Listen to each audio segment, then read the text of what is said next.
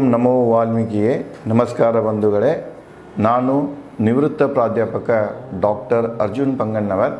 ಹೇ ಸೀತಾರಾಮ್ ವಾಹಿನಿಯ ವಾಲ್ಮೀಕಿ ರಾಮಾಯಣ ಅಂದು ಇಂದು ಚಿಂತನ ಕಾರ್ಯಕ್ರಮದ 309ನೇ ಸಂಚಿಕೆಗೆ ತಮ್ಮೆಲ್ಲರಿಗೂ ಸ್ವಾಗತ.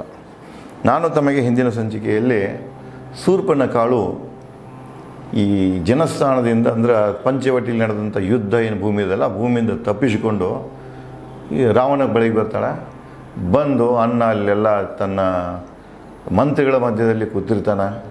ಅವಳಿಗೆ ಅದು ಬಂದು ಅವಳು ಬಹಳ ಸಿಟ್ಟು ಇರ್ತದೆ ಅವನ ಮ್ಯಾಗ. ತಕ್ಷಣ ಅವಳು ಹೀಯಾಸ್ಲಿಕ್ಕೆ ಶುರು ಮಾಡ್ತಾಳೆ. ಅನ್ನ ಹೇಳ್ತಾಳೆ, ನೀವೊಬ್ಬ ಕಾಮ ಪಿಶಾಚಿ ಇದೆಯೇ, ನಿನ್ನ ಗುಪ್ತಚರರು ಸರಿ ಇಲ್ಲ, ನಿನ್ನ ಆಸ್ಪಾಸ್ ಇರುವಂಥ ಜನ ನಿನಗೆ ಒಳ್ಳೆಯ ಸಲಹೆ ಕೊಡುವುದಿಲ್ಲ. ಅದಕ್ಕೆ ನಿನ್ನಂಥ ಒಬ್ಬ ದುಷ್ಟ ರಾಜನಿಂದ ಪ್ರಜೆಗಳ ಸಹಿತ ದೂರ ಇರ್ತಾರೆ.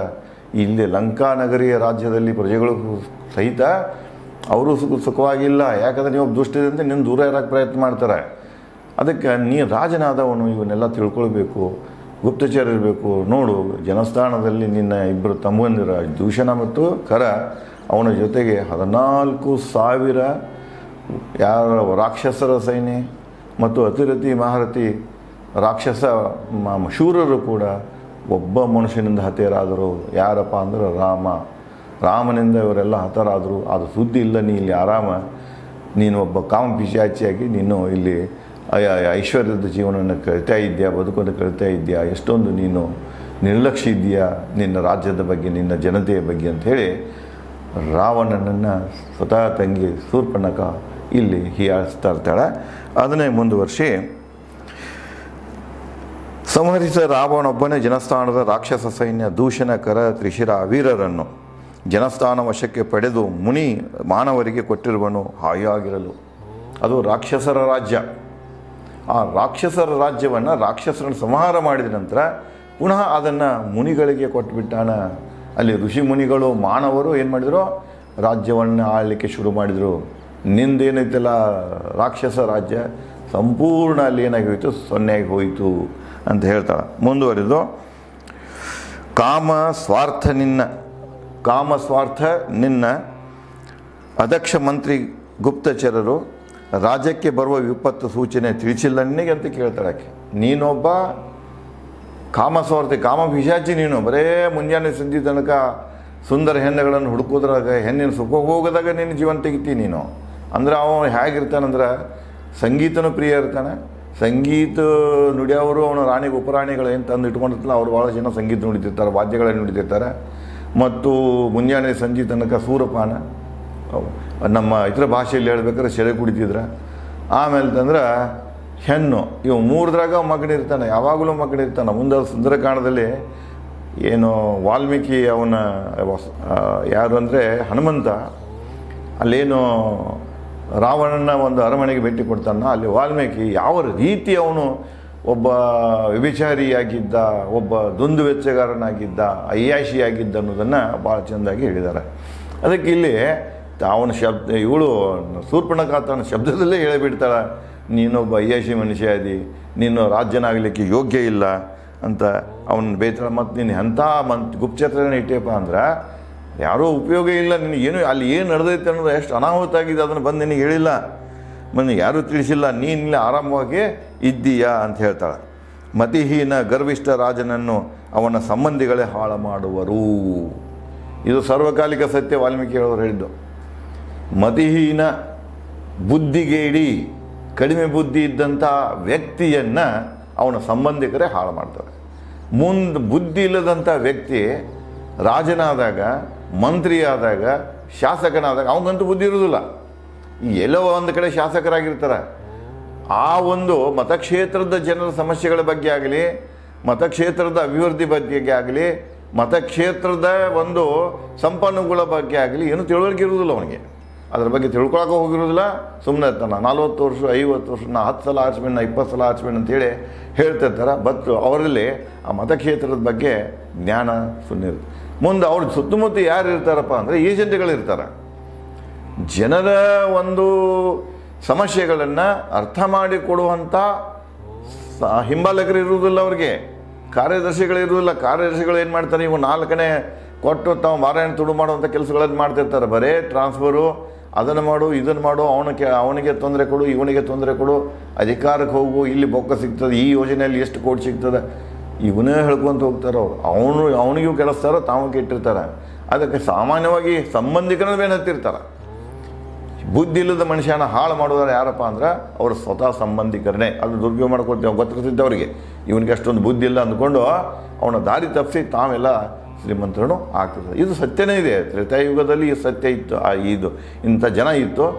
ಇವತ್ತಿನ ಯುಗದಲ್ಲಿ ಕೂಡ ಇಂಥ ಜನ ಇದ್ದಾರೆ ಅನ್ನೋದನ್ನು ನಾವಿಲ್ಲಿ ಸ್ಪಷ್ಟ ನಮಗೆ ಮನವರಿಕೆ ಆಗ್ತಿದ್ದೇವೆ. ಅಂದರೆ ವಾಲ್ಮೀಕಿಯವರ ತತ್ವಗಳು ನೋಡಿ, ಸರ್ವಕಾಲಿಕ ತತ್ವಗಳು, ಅವರ ಚಿಂತನೆಗಳು ಸರ್ವಕಾಲಿಕ. ನಾವೇನು ಮಾಡ್ತೀವಿ ಅಂದರೆ ವಾಲ್ಮೀಕಿ ರಾಮಾಯಣ ಅಂದ ಕೂಡಲೇ ರಾಮ ಲಕ್ಷ್ಮಣ ಯುದ್ಧ ಇಷ್ಟಕ್ಕೆ ಸೀಮಿತವಾಗಿ ಬಿಡ್ತೇವೆ ನಾವು. ಆದರೆ ವಾಲ್ಮೀಕಿಯವರು ಈ ಸಂದರ್ಭಗಳಲ್ಲಿ ಈ ಪಾತ್ರಗಳ ಮೂಲಕ ಅಥವಾ ಈ ಜನರ ಮೂಲಕ ಏನು ಲೋಕಕ್ಕೆ ಅವರು ಹೇಳ್ತಾ ಇದ್ದಾರೆ, ಏನು ಸತ್ಯವನ್ನು ಹೇಳ್ತಾ ಇದ್ದಾರೆ, ಏನು ಉಪದೇಶಗಳನ್ನು ಕೊಡ್ತಾ ಇದ್ದಾರೆ, ಅವೆಲ್ಲನೂ ಗಮನಾಗ್ಬಿಟ್ಟ. ಆ ನಂತರದ ಬರೆದಂಥ ರಾಮಾಯಣಗಳಲ್ಲಿ ಅವರು ಬರೇ ಕವಿ ಇದ್ದಪ್ಪ ಅಂದರೆ ತನ್ನ ಕವಿತ್ವ ಎಷ್ಟು ಶ್ರೇಷ್ಠ ಇದೆ, ತನ್ನ ವ್ಯಕ್ಯಾಬ್ಯುಲರಿ ಹೆಂಗಿದೆ, ತನ್ನ ಆಲೋಚನೆಗಳು ಹೆಂಗೆ ಅದಾವ, ಹೊಸ ಆಲೋಚನೆಗಳನ್ನು ಕಟ್ಟಿ ರಾಮಾಯಣದ ತುರುಕಿ ರಾಮಾಯಣ ಬರೆದಂಥವು ಬಹಳಷ್ಟು ರಾಮಾಯಣ ನಮ್ಗೆ ಓದಲಿಕ್ಕೆ ಸಿಗ್ತಾವೆ. ಆದರೆ ನಾವು ರಾಮಾಯಣದಲ್ಲಿ ವಾಲ್ಮೀಕಿಯವರ ಮೂಲ ವಿಚಾರಗಳೇನು ಅಂತ ತಿಳ್ಕೋಬೇಕಾಗಿತ್ತಂದ್ರೆ ನಾವು ಮೂಲ ವಾಲ್ಮೀಕಿ ರಾಮಾಯಣ ಓದಿದಲ್ಲಿ ಮಾತ್ರ ಅದರ ದರ್ಶನ ಆಗ್ತಿದೆ, ಆ ಜ್ಞಾನ ನಮ್ಗೆ ಸಿಗ್ತಿದೆ. ಇಲ್ಲಂದ್ರೆ ಇಲ್ಲ. ಅದಕ್ಕೆ ಅವನು ಹೇಳ್ತಾನಂದ್ರೆ ಮುಂದುವರೆದು ಸಂಬಂಧಿಗಳೇ ಅವನು ಹೇಳ್ತಾನೆ, ಮತಿಹೀನ ಗರ್ವಿಷ್ಠ ರಾಜನನ್ನು ಅವನ ಸಂಬಂಧಿಗಳೇ ಹಾಳು ಮಾಡುವರು, ಉಪಭೋಗಕ್ಕೆ ಬರುವವು ಒಣಕಟ್ಟಿಗೆ ಹಾಳು ಮಣ್ಣು, ಕರ್ತವ್ಯಹೀನ ವ್ಯಭಿಚಾರಿ ರಾಜ ಸಮಾಜಕ್ಕೆ ನಿರುಪಯೋಗ. ಇಲ್ಲಿ ನೋಡ್ರಿ ಯಾವುದಕ್ಕೆ ಹೋಲಿಸ್ತಾನಂದ್ರೆ ಈ ನಿರುಪಯೋಗಿ, ನಿಷ್ಪ್ರಯೋಜಕ ರಾಜ, ನಿಷ್ಪ್ರಯೋಜಕ ಶಾಸಕರು, ನಿಷ್ಪ್ರಯೋಜಕ ಮಂತ್ರಿಗಳು, ನಿಷ್ಪ್ರಯೋಜಕ ಮುಖ್ಯಮಂತ್ರಿಗಳು, ನಿಷ್ಪ್ರಯೋಜಕ ಪ್ರಧಾನಮಂತ್ರಿ ಯಾರೇ ಇರಲಿ, ಚೀಫ್ ಸೆಕ್ರೆಟರಿ ಆಗಲಿ, ಅಧಿಕಾರಿಗಳು ಯಾರೇ, ಆ ಸಮಾಜಕ್ಕೆ ಜನರಿಗೆ ಉಪಯೋಗ ಇರದಂಥ, ಉಪಯೋಗ ಆಗದಂಥ ವ್ಯಕ್ತಿಗಳ ಯಾವುದಕ್ಕೂ ಸಮ ಅಲ್ಲ. ಅಂದರೆ ಇವನ ಈ ಒಣಗಿದ ಕಟ್ಟಿಗೆ ಇರ್ತಿದ್ಲ, ಒಣಗಿದ ಕಟ್ಟಿಗೆಗೂ ಸಮಾನ ಅಲ್ಲ. ಯಾಕಂದರೆ ಒಣಗಿದ ಕಟ್ಟಿದ ಅದನ್ನು ಉರುಳ್ಕೋದ ಬರ್ತಿತ್ತದ, ಒಣಗಿದ ಕಟ್ಟಿಗೆ ಉರುಳ್ಕೆ ಬರ್ತಿದೆ. ಮುಂದೆ ಹಾಳು ಮಣ್ಣು ಮನೆ ಕಟ್ಟಕ್ಕರೆ ಬರ್ತಿದೆ.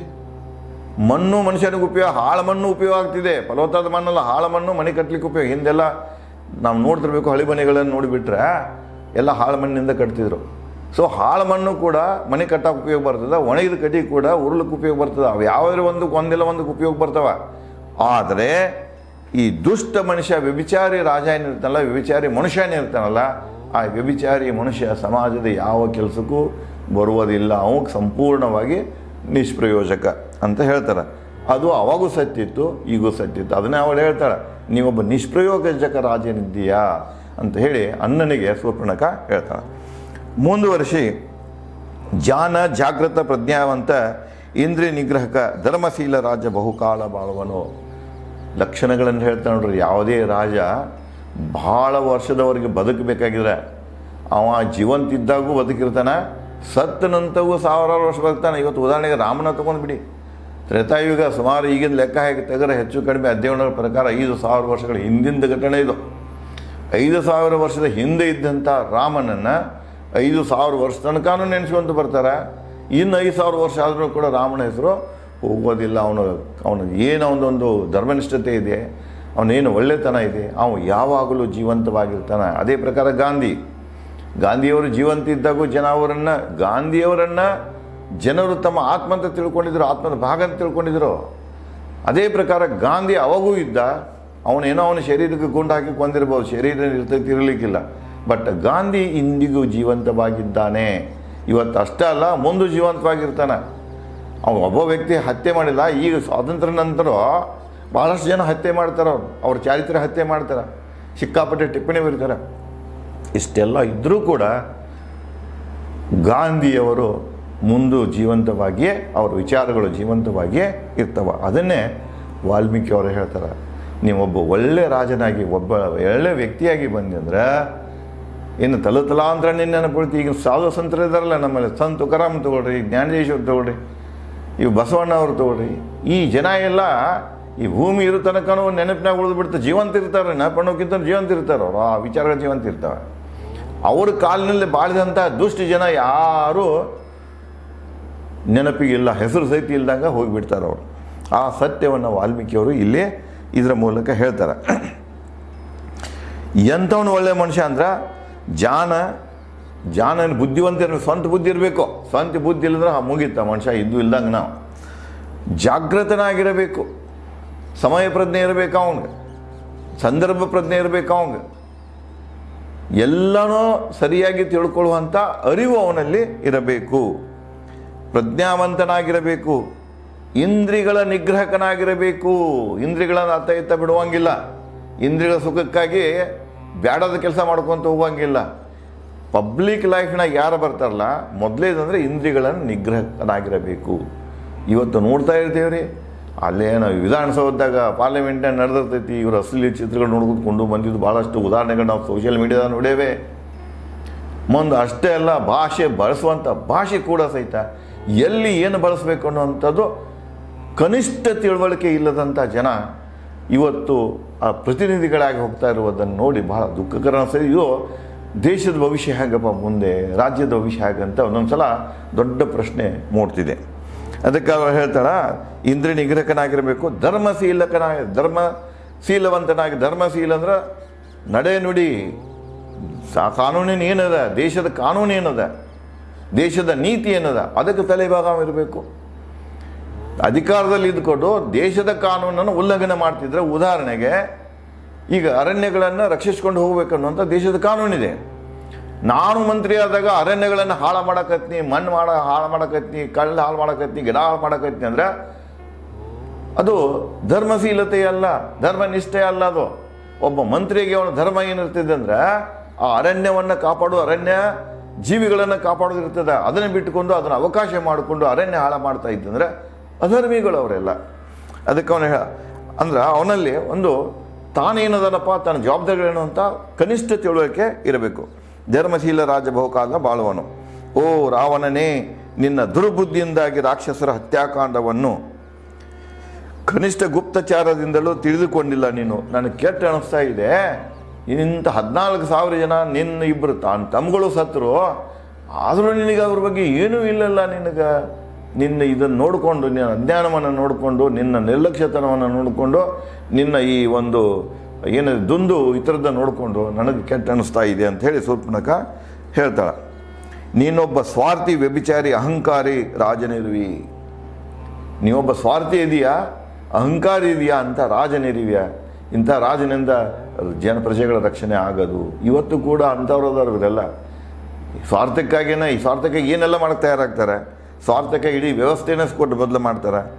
ಮತ್ತು ಯಾವಾಗಲೂ ಅಹಂಕಾರದಿಂದ ಮೆರೀತಾರೆ. ನಾನು ಜನಪ್ರತಿನಿಧಿ, ನಾನು ಮಂತ್ರಿ.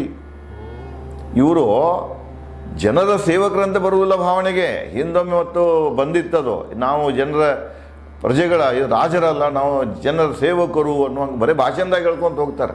ಆದರೆ ಅವರ ನಡತೆ, ಪ್ರತಿಯೊಂದು ನಡತೆಯಲ್ಲಿ ನೋಡಬೇಕಾಗಿದ್ರೆ ಇವರು ಏನು ಹೆಂಗೆ ಹೋಗ್ತಾರೆ, ಅಹಂಕಾರದಿಂದ ಹೋಗ್ತಿರ್ತಾರೆ. ನಾನು ಮಂತ್ರಿ, ಹೋಟ್ ಹಾಕಿದವಂಗ ಆ ವಕ್ರಗಣ್ಣಿಂದ ನೋಡ್ತಿರ್ತಾನೆ. ಅವ್ನು ನಮಸ್ಕಾರ ಮಾಡಿದ್ರೆ ಹೊಳ್ಳಿ ಇವ್ರು ನಮಸ್ಕಾರ ಮಾಡೋದಿಲ್ಲ. ಒಂದು ಏನಾರ ಅರ್ಜಿ ತೊಗೊಂಡು ಬಂದಿರ್ತಾನೆ, ಹಾಂ ಆಯಿತು ಹೋಗಿದ್ಬಿಡು.